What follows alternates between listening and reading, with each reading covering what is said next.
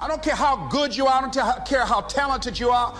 I don't care how much you work on yourself. There are some times when things aren't going to go right. They just are not going to go right. So many people I talked to at that time for Alipay, they say, this is the stupidest idea you have ever got. Whenever you learn something, all you're really doing is creating a relationship between two things. So if I want to learn something, say, how do I learn this? It's not figuring things out. That's how most of us think of learning. Learning is not figuring things out. Learning is the creation of a relationship between two things. Something you already know, the known. Something you already know, it's in your head already, you understand it. Don't allow your emotions to control you. We are emotional, but you want to begin to discipline your emotion. See, a lot of people want to exempt themselves from taking responsibility. All they want to do is talk about the problem. If you ask a lousy question, you get a lousy answer and a lousy state. So why does this always happen to me? It doesn't always happen to you, but the brain's like a computer. Ask it a question, it'll have to come up with an answer. Because you deserve it, you idiot. Once you break through, then it just becomes a game.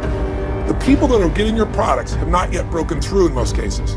The breakthrough happens by conditioning your mind every day, by feeding it a role model or story. It's putting yourself in a peak state when you follow through by getting physically strong. It's creating a little ritual of doing a little bit each day, and then you get momentum. But if you want to grow orchids or roses or any kind of exotic flowers, there are special processes and procedures you must go through.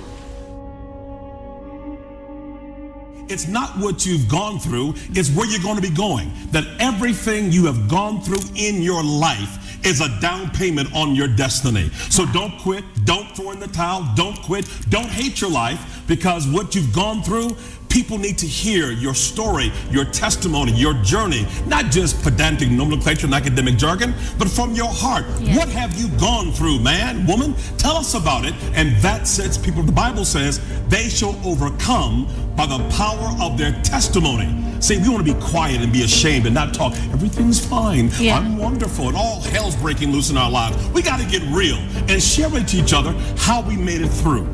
If you don't have your health is valuable. Develop a health plan. A plan that you will follow, because this is the only vehicle that you have to carry you through this experience called life. And you want to take good care of it, because you love you enough. You care enough about you. And that's not easy. It is not easy having a health plan and sticking to it. And what a breakthrough simply is that moment in time where there's an opening. And the opening can come from a conversation, it can come from meeting somebody that inspires you, it can come from an insight, it can come from watching a movie and being moved emotionally at just that right moment. It usually comes because something kind of clicked inside of us, something snapped us and made us look at life through a different filter in a different way. And you know it's a real breakthrough because you take that little insight, that little distinction, that little moment, or maybe that little or big emotion inside of you that says, no more, I'm going to change this, and suddenly you do something to make your life better. You break out of the impossibility of life has to be this way or life is controlling me, and you start to take back control of your life. You start to make the shift that creates the quality of life that you really deserve. Oh, you don't need to worry about trying to go into your own business. Forget that. You can't do that. What if you lose everything you've got?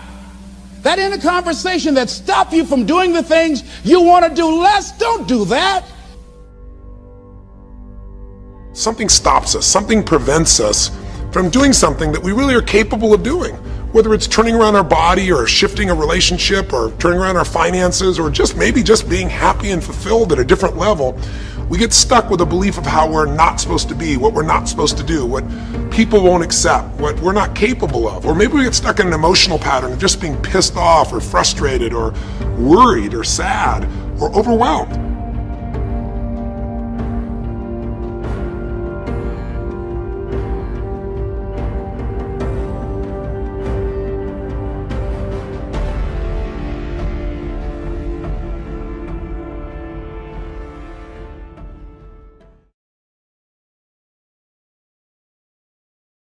And if you don't love what you do, if you don't propel to work hard, if you don't persevere through this, he says you're going to quit and give up because it's hard.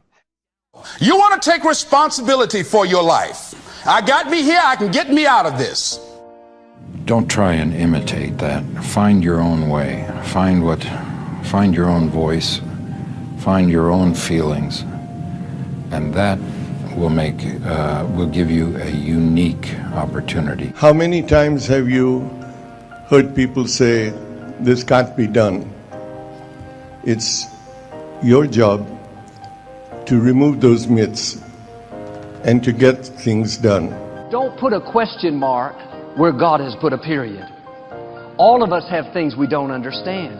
One reason is we can't see the big picture for our lives. If you want to lay the foundation for a future fortune, you've got to learn more than one skill.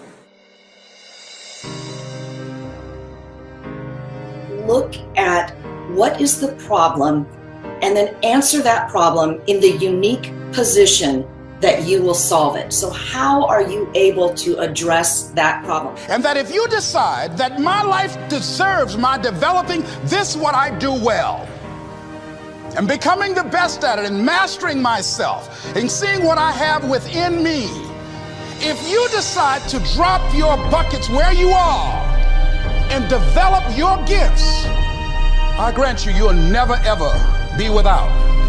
I grant you that your gifts will take you places that will literally amaze you. You can decide that I'm going to live each day as if it were my last. You have the power to make that decision. You can decide, I'm going to work on myself and develop myself. I'm going to empower me. And all of these things that are happening to me right now, they're just temporary inconveniences. They're not stronger than I am. I'm in charge here. But if you were to take one piece and isolate it, you would think, look at this funny looking piece. It's a mistake. It's not going to fit anywhere. It's an odd shape. There's nothing beautiful about it. But the fact is, that piece has a perfect place. It's already been fitted, planned, designed. When the other pieces come together, it will fit in. The reason you can't see it now is because they all are not in place yet. To win the respect of intelligent people and the affection of children, to earn the appreciation of honest critics, and endure the betrayal of false friends. Appreciate beauty, to find the best in others, and to leave the world a bit better.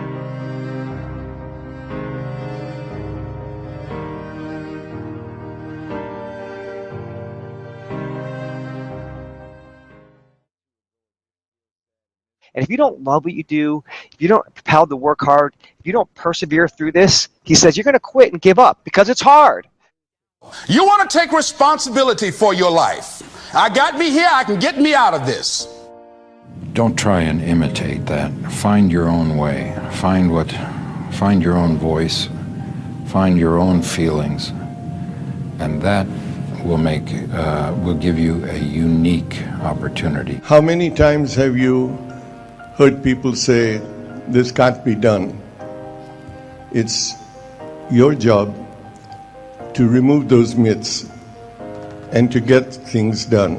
Don't put a question mark where God has put a period. All of us have things we don't understand. One reason is we can't see the big picture for our lives. If you want to lay the foundation for a future fortune, you've got to learn more than one skill. Look at what is the problem and then answer that problem in the unique position that you will solve it. So how are you able to address that problem? And that if you decide that my life deserves my developing this what I do well, and becoming the best at it and mastering myself and seeing what I have within me, if you decide to drop your buckets where you are and develop your gifts, I grant you, you'll never ever be without. I grant you that your gifts will take you places that will literally amaze you. You can decide that I'm going to live each day as if it were my last. You have the power to make that decision. You can decide, I'm going to work on myself and develop myself. I'm going to empower me. And all of these things that are happening to me right now, They're just temporary inconveniences. They're not stronger than I am. I'm in charge here. When you're asleep, ladies and gentlemen, you need your dreams. I'm here to tell you that when you're wide awake, you also need your dreams. You must have your goals. You'll never make it as a wandering generality. You must become a meaningful specific. If you're going to work tomorrow because that's what you did yesterday, you're not going to be as good tomorrow as you were yesterday, because now you're 2 days older and no closer to the goal which you do not have. You can't make it as a wandering generality.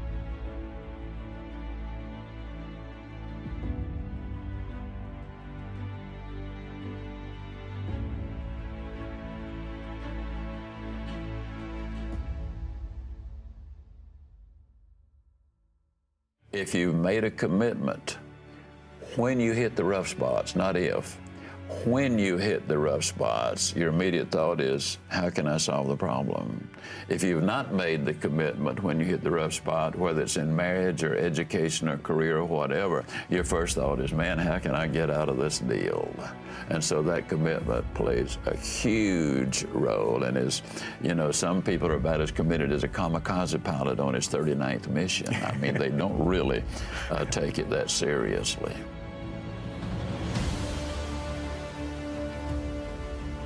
Unfortunately, a lot of people stand in front of the stove of life and they say, now, stove, you give me some heat, then I'll put some wood in. That ain't the way it works. You got to put something in before you can get anything out. So many times, you know, the employee goes to the employer and says, give me a raise, then I'll start coming to work on time. Or so many times they will come to him and say, make me the boss. Now, I know I haven't been here very long, don't really deserve to be the boss, but I just function better when I am in charge of things. You reward me now, and then I promise you I'll learn what this business is all about later on. Reward me now, and I'll produce later. It doesn't work that way. Can't you just see a youngster in school saying, teacher, if I take a failing grade home, my parents are going to skin me alive. Pass me on this quarter, and next time I'll study more than anybody else. Reward me now, I'll produce later. It doesn't work that way. Can't you just see an old farmer standing out in the fields in October and saying, Lord, I know I didn't plant a thing this year, but if you give me a big crop this year, I'll plant more than anybody next year. It ain't that way, folks. You know, in South Alabama, the wells are deep, and oh, we're glad they're deep, because the deeper the well, the cooler, the cleaner, the sweeter, the purer, the better tasting the water. And isn't that true of life? Isn't it true that if you could become an MD by 6 weeks of summer school, that the rewards would be almost minimal or nothing? And how many patients would you have? Isn't it true that if you become a sales expert in 3 days of a training school, that the rate of pay would go down rather radically? Isn't it true that anything worth doing is worth doing poorly? Until you can learn to do it well. We'll never know how many kids have missed a college scholarship because they didn't study an average of 10 more minutes a day. We will never know how we come so close to promotion, but we grew discouraged and quit too soon. Almost did not go to the most important sales meeting I would ever have missed. That's that morning I awakened. I'd been up there in Charlotte all day long in a meeting and didn't learn anything. 5 o'clock, the alarm clock goes off, and it was an alarm clock in those days. Now it's an opportunity clock. If I can hear it, that means I've got an opportunity to get up and go. If I can't hear it, that might mean I done got up and gone. Well, anyhow, went off. We were living in a little 3-room apartment above a grocery store. 5 o'clock, weather was horrible. When the clock went off, you know, I looked out and I said, no sane person would ever get in a little Crosley automobile without a heater in weather like this and drive all the way to Charlotte to go to another meeting. So I lay back down. As I lay down, the words of my mother came back to me. Son, if you work for a man, you work for him all the way. You're loyal to him in every way. And if your word is no good, you're no good.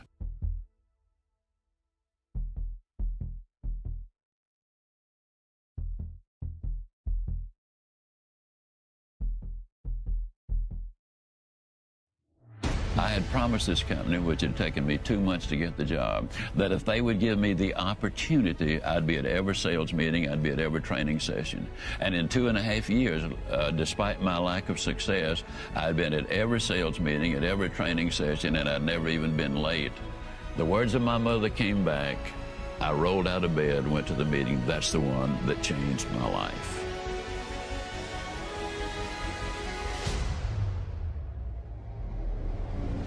The rule is simple. You do it now. You do it now.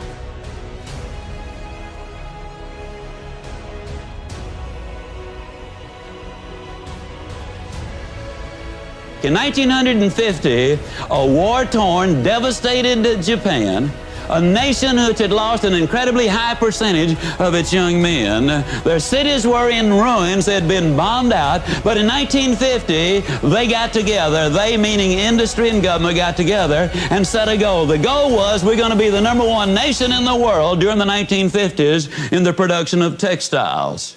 In 1959, ladies and gentlemen, they accomplished that objective. In 1960, they set another goal. We're going to be the #1 nation in the world in the production of steel. Now, when you understand there's no iron ore in Japan of any significance, there's no coal of any significance there, we're going to be the #1 nation in the world in the production of steel, it seemed like an absurd goal, and yet they reached their objectives. They had taken all of the steps. In 1970, the Japanese set another goal. They said during the 70s, we'll be the #1 nation in the world in the production of automobiles. They missed it, folks. 1 year. It took them until 1980. In 1980, they set another goal, and this time their goal was, we're going to be the #1 nation in the world in the production of computers and electronics. Yes, indeed, ladies and gentlemen, you absolutely must have those goals.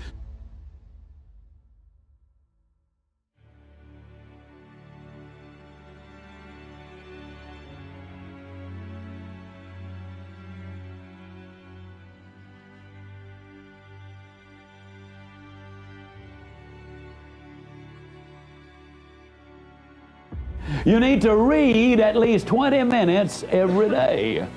Now, I spend about 2 hours a day or more, but you got to understand, this is my business, this is my life, this is my profession. I got to do it. Fortunately, I just absolutely love to do it. But 20 minutes a day will make a dramatic difference. Now, obviously, I'm talking about reading something good, powerful, positive, biographies, autobiographies, self-help books, motivational books, books about your business, your profession, the industry of which you are a part, books about human nature, how to deal with people. If you are an average reader, that's 220 words a minute. If you will just read 20 minutes a day, at the end of the year, you will have read 20 200-page books. That is 18 more than the average American reads in a year's time. That will give you a colossal advantage in whatever it is that you're doing.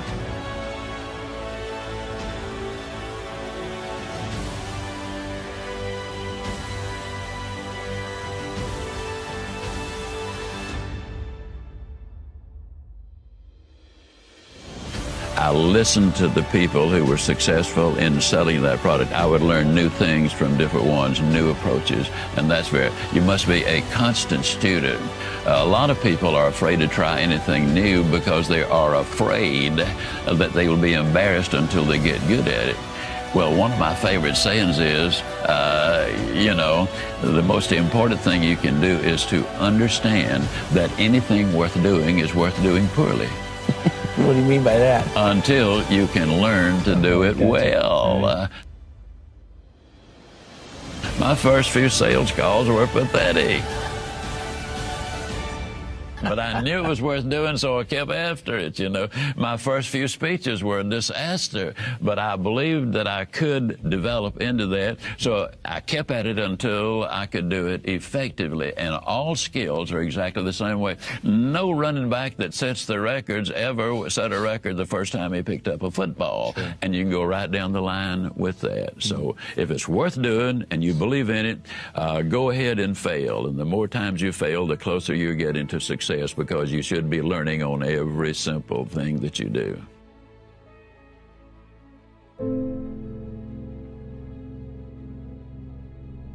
I can't explain why I shine and no one else shines. I think everybody shines in different things. And a lot of things I can't do. I can't play basketball like every other black person in America.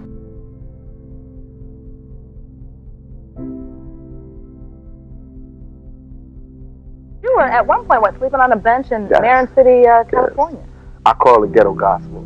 That's when people, you know, look and see something in you, and they might give something, don't know why they're doing it, but they just do it.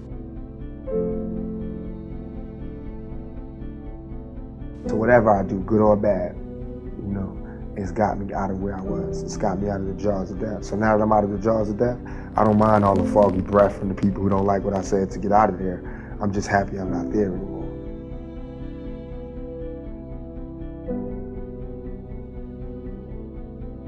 I want when they see me, they know that every day when I'm breathing, it's for us to go farther. You know, every time I speak, I want the truth to come out. You know what I'm saying? Every time I speak, I want to shiver. You know, I don't want them to be like, they know what I'm going to say because it's polite. They know what I'm going to say. And even if I get in trouble, you know what I'm saying? Ain't that what we're supposed to do? I'm not saying I'm going to rule the world or I'm going to change the world, but I guarantee that I will spark the brain that will change the world. And that's our job, is to spark somebody else watching us. If God give me breath for 20 more years, I see myself changing the world. Because my thought patterns are so opposite of what's the norm. So I have to change the world, or I have to be changed by the world.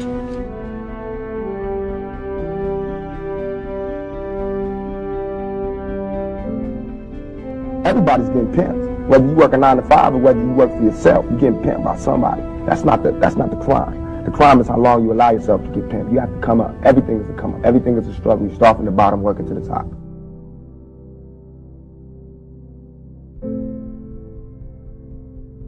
I never got a chance to leisurely study acting with great teachers and, you know, fine-tune my craft. What I did do, though, was throw myself into the streets and learn as many experiences as I could. So now that I have the opportunity now to relax, exhale, and actually work on the craft, I have so many things to draw from, and it makes it where I'm comfortable now with this, where I wasn't doing those other movies. It was just like a hobby. Now I'm an actor, and I don't want anybody to take that from me.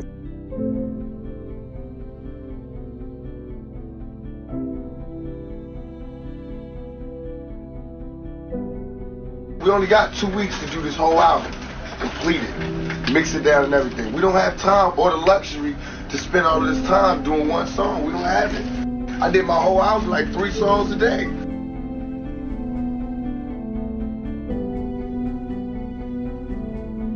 We gotta stand up at some point and just stop stuttering. Like Sister Soldier says, I give a maximum props. Stop stuttering, stop knee buckling, and just say what you mean and say it loud. So everybody here, you can only be wrong once. But all this cowardly lying, standing behind the speaker stuff, we gotta come out and say what we gotta say.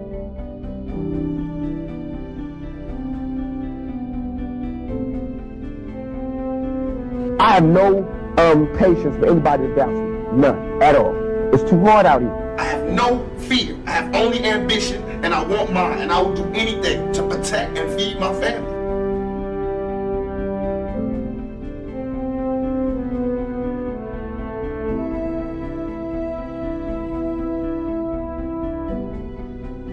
I don't want anybody to follow me whatsoever. I don't want to argue. What I want you to do is to listen.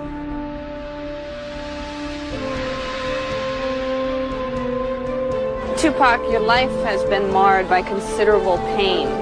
Do you think you'll ever get to the point where you can live a normal, happy life? No, but I have to make the life that I do live as happy as I can and try to do the best with what I have.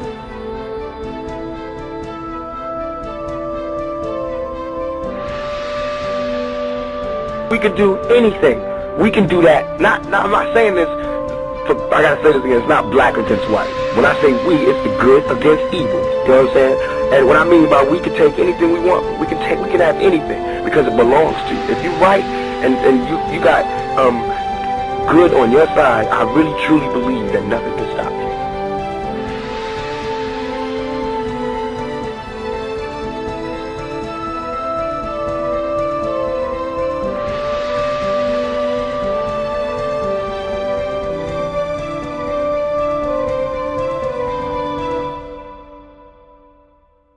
And I feel like if you walk by a street and you was walking on concrete and you saw a rose growing out of concrete, even if it had messed up petals and it was a little, to the side, you would marvel at just seeing a rose grow through concrete.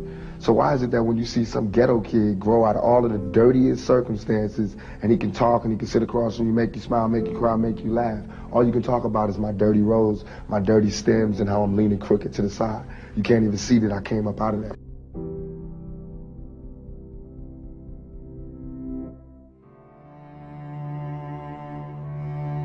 Because this world is such a, and when I say this world, I mean it. I don't mean in an ideal sense. I mean in every day, every little thing you do. It's such a, gimme, gimme, gimme. Everybody back off. Everybody's like, you taught that from school, everywhere. Big business, if you want to be successful, you want to be like Trump, gimme, gimme, gimme, push, push, push, push, step, step, step, crush, crush, crush. That's how it all is. And it's like, nobody ever stopped. Just, I feel like, instead of us just being like, slavery's bad, slavery's down, bad whitey, bad whitey. I mean, all right, let's stop that. And everybody's smart enough to know that, we've been slighted and we want ours. And I don't mean by like ours, 40 acres and a mule, because we're past that. But we need help. For us to be on our own 2 feet, us meaning youth or us meaning black people, whatever you want to take it for us to be on our own 2 feet, we do need help. Because we have been here, we have been a good friend. If you want to make it a relationship type thing, we have been there, and now we deserve our payback. It's like you got a friend that you don't never look out for. You dressed up in jewels. Now America's got jewels, and they paid and everything, and they lending money to everybody except us. And it's like, everybody need a little help on their way to being, self-reliant.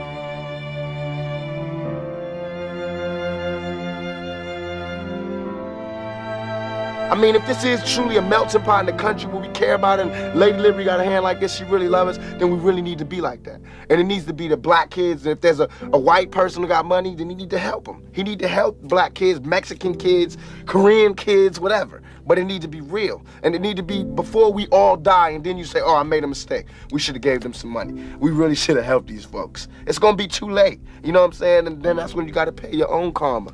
And that's when God make you punish, when God punishes you. Because I feel like, it's too much money here. Nobody should be hitting lotto for 36 million and we got people starving in the streets. That is not idealistic, that's just real.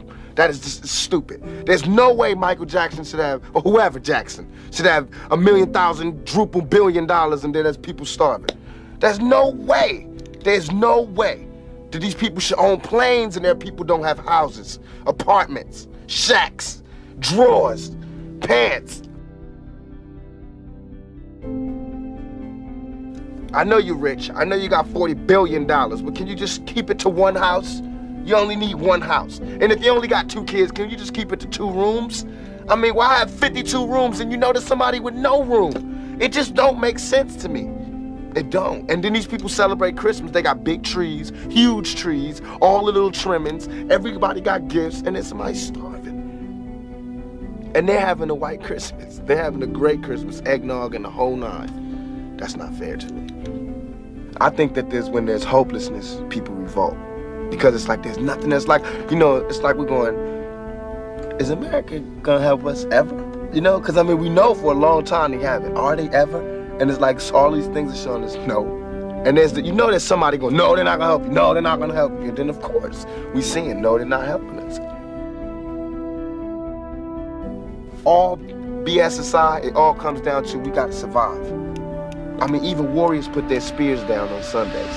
We got to survive here in this country. Because I'm not going back to Africa. We got to survive here. For us to survive here, white folks, black folks, Korean folks, Mexican folks, Puerto Ricans, we got to understand each other. we got to take a bigger chance. And when I say Americans, people think I'm talking about Uncle Sam. I mean like actually Uncle Sam with the gray hair and the flag. I mean you, the guy, you know, you, the mechanic, wherever, you. I mean, you need to do something. You need to check yourself and see how racist you are. You know what I'm saying? It's real.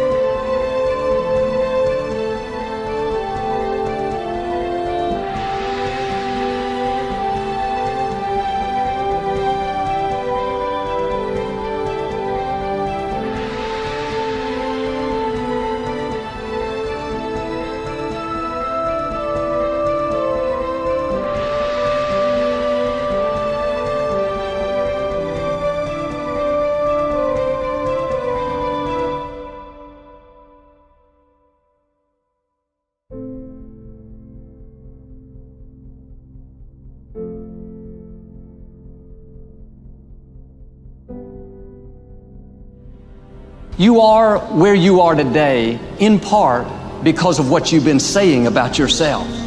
Words are like seeds. When you speak something out, you give life to what you're saying. If you continue to say it, eventually that can become a reality. Whether you realize it or not, you are prophesying your future. And this is great when we're saying things like, I'm blessed, I'm strong, I will accomplish my dreams, I'm coming out of debt. That's not just being positive, you are prophesying victory, prophesying success, prophesying new levels. Your life will move in the direction of your words. But too many people go around prophesying just the opposite. I never get any good breaks. I'll never get back in shape. Business is slow. I'll probably get laid off. Flu season is here. I always get it. They don't realize they are prophesying defeat. It's just like they're calling in bad breaks, mediocrity, lack. The scripture says we will eat the fruit of our words. You are planting seeds when you talk. At some point, you're going to eat that fruit. My challenge is make sure you're planting the right kind of seeds. If you want apples, you have to sow apple seeds. If you want oranges, you can't plant cactus seeds, poison ivy seeds, mushroom seeds. You're going to reap fruit from the exact seeds that you've been sowing. In other words, you can't talk negative and expect to live a positive life. You can't talk defeat and expect to have victory.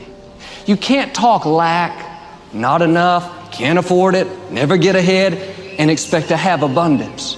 If you have a poor mouth, you're going to have a poor life.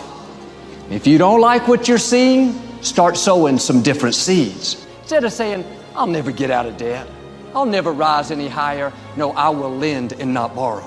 Whatever I touch prospers and succeeds. I'm coming into overflow, into more than enough. Start sowing seeds of increase, seeds of abundance. No more, I'll never accomplish my dreams. Blessings are chasing me down. The right people are searching me out. New opportunities, new levels are in my future. If you keep talking like that, you'll reap a harvest of good things. With our tongue, we can bless our life or we can curse our life. Many people don't realize with their words, they're cursing their future. Every time you say, I never get any good breaks, you just cursed your life. I'll never be able to afford that nice house. I'll never break this addiction. I'll never meet the right person. No, stop cursing your future. Sometimes the enemy doesn't have to defeat us. We defeat ourselves. Pay attention to what you're saying. Are you blessing your life or are you cursing it?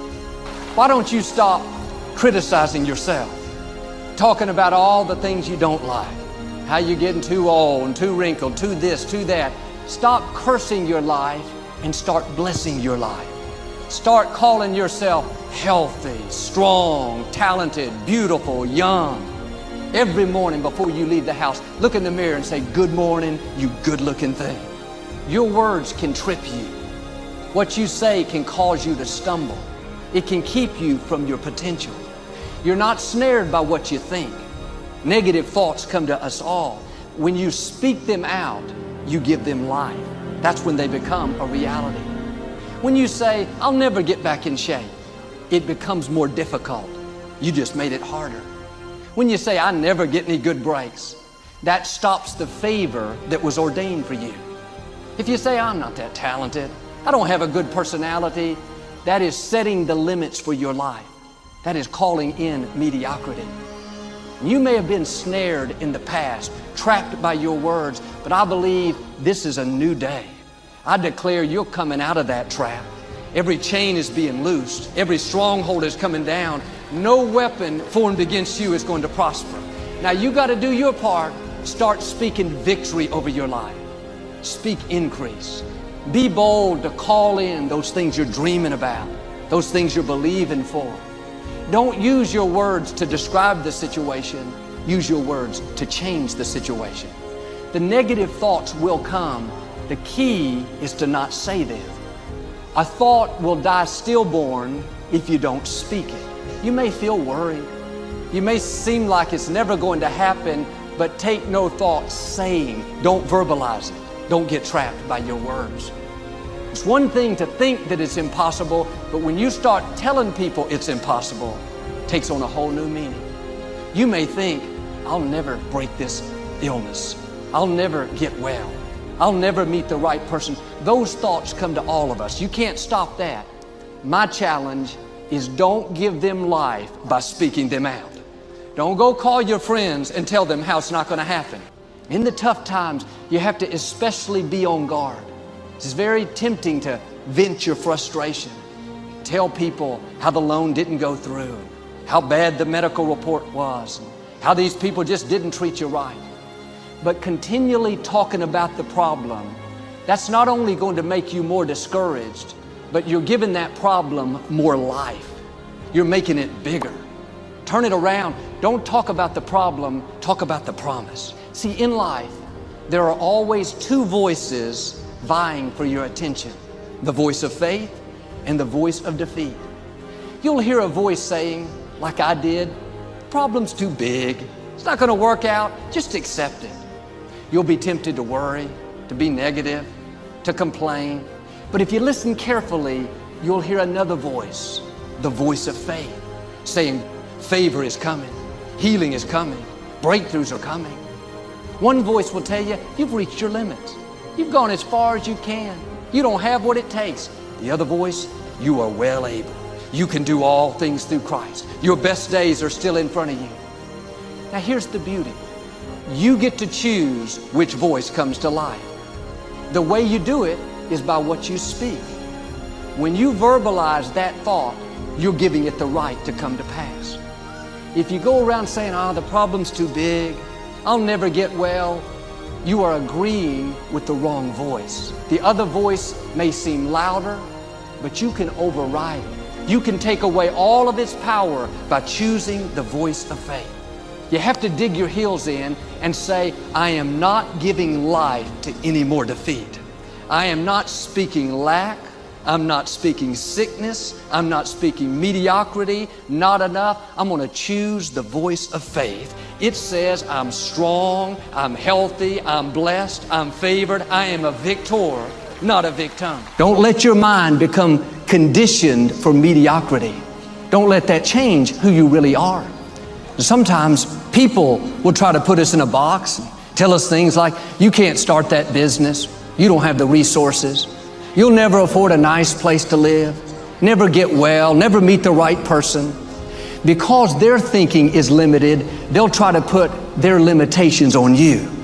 You have to put your foot down and say, I refuse to be mediocre because people around me are mediocre. I refuse to be addicted, depressed, have low expectation. I know I'm a barrier breaker. I'm gonna set a new standard. It starts in our thinking. Nothing will change until you make up your mind you are not going to accept mediocrity. We all have had negative things happen to us. People did us wrong. The company laid us off. A clerk was rude to us. It's easy to go through life offended, in self-pity, blaming others, blaming ourselves. And because we're always looking back, reliving the negative, we end up carrying around all this baggage that weighs us down. One of the best things we can learn to do is drop it. Let it go.